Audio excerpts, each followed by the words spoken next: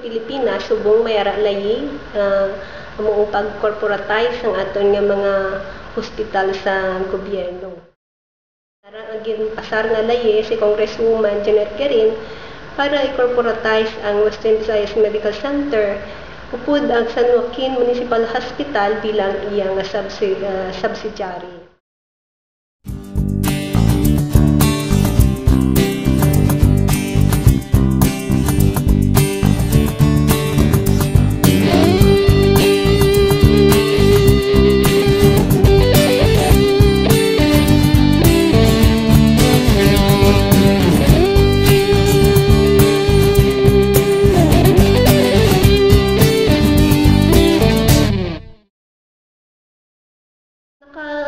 Binay ng alayi para sa particular lang sa Western Visayas Medical Center. Apang may ara naman bagong alayi sa subong nga tuig 2012 nga amo ang pag-corporatize hindi ng WBMC kundi ang bilog nga 26 ka hospital sidalom sa Department of Health diri sa Pilipinas.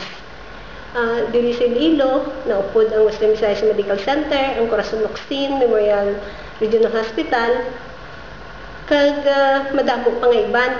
Bali diri sa Visayas may 4 ka hospital nga mapiktuhan sina. Ang corporatization sa sining aton ng mga public hospitals, well, sa esensya nagakahulugan ini no sa tinaga pa nga korporasyon bud siningon amat-amat na nga ibailuhan ang pagpadalagan sa aton hospitals sa pribado nga pamaagi. Bangod ang pag-corporatize ng aton nga public hospitals, nagakahulugan ini sa pagpasudod sa mga private entities nga ang tuyo magnegosyo kag hindi maghatag sa serbisyo. So, kung magdayon na siya, magtambalon, magamahal ang balayran sa hospital, ang sukod sa pasyente, bangod kay ara sa idalom sang programa sang aton gobyerno sa Health Sector Reform Agenda, nga by 2014, dulaon na maintenance and other operating expenses nga subsidy halin sa national government. Ano ining imuwi? Amoy na ginagastusan sa aton nga mga supplies, mga sweldo sa mga contractuals, bayad sa kuryente kag tubig sa aton nga mga hospital.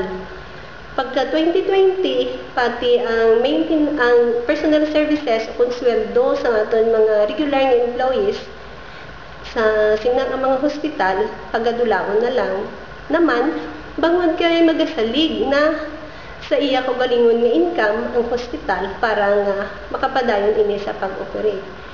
So kung matabuin na, nandako ang epekto sa mga pasyente, bangod kay kinahanglan nga magsukot sa mas mahalang hospital para nga makakuha sang income.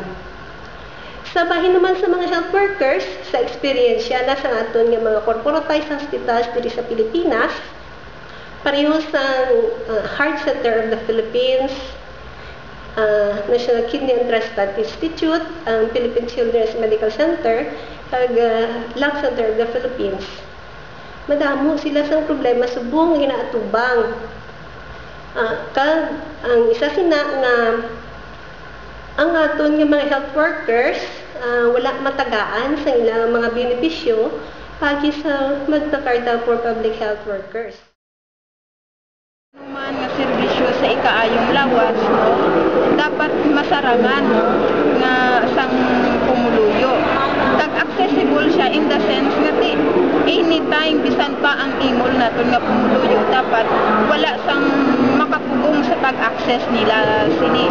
So muna siyang good siningon nga accessible siya kay kung hindi man siya libre bisan sa affordable na lang serbisyo abang sa nagakatabo subong, no, wala sang affordable nga health services nga nagalugdan sa aton ang aton nga panawagan, imbis nga i-corporatize ang aton nga government hospital, dapat pataasan ang budget sa ikayong lawas, budget sa aton nga hospitals, dapat dugangan ang plantilla posisyon para makahatag o kung makadeliver ang mga hospital sa di kalidad kag maayong serbisyo sa mga pasyente nga nagakadto dira. So sa bahay namon sa Gabriela, nagapamato kami sa pag-corporatize sa Western Visayas Medical Center kag 25 pa ka mga public hospitals, no. Bangod magatuga ini sang duga nga huol or labi nga huol sa aton nga kababaimhan kag imol nga pumuluyo diri sa rehiyon na kung sa diin, no, labi sila nga madimutan sa libre kag di kalidad nga serbisyo sa ikayong lawas. So kami nagapanawagan sa aton nga mga pumuluyo, sa aton nga mga local officials sa barangay level kung pwede sila makahimo sa mga resolutions para nga nagapamatok nga hindi dapat pag-corporatize ang aton hospital, particularly sa Western Visayas Medical Center. Kung sa mga banwa, nagapanawagan mi kita sa aton nga mga local executives, sa aton nga maghimo man sila sa ilang atindog nga dapat punggan ang pag-corporatize sa sinang hospital. Samtang sa mga iban nga mga pumuluyo, may ara kita padayon nga signature campaign to oppose corporatization of Western Visayas Medical Center. Kung matipon naton ini ang aton nga mga resolutions, ang aton nga mga signature campaign, ipasa naton ini sa Kongreso, sa aton nga mga congressman nga progresibo nga nagaupod sa aton nga nagabulig agud nga hindi madayon ang ini nga layi.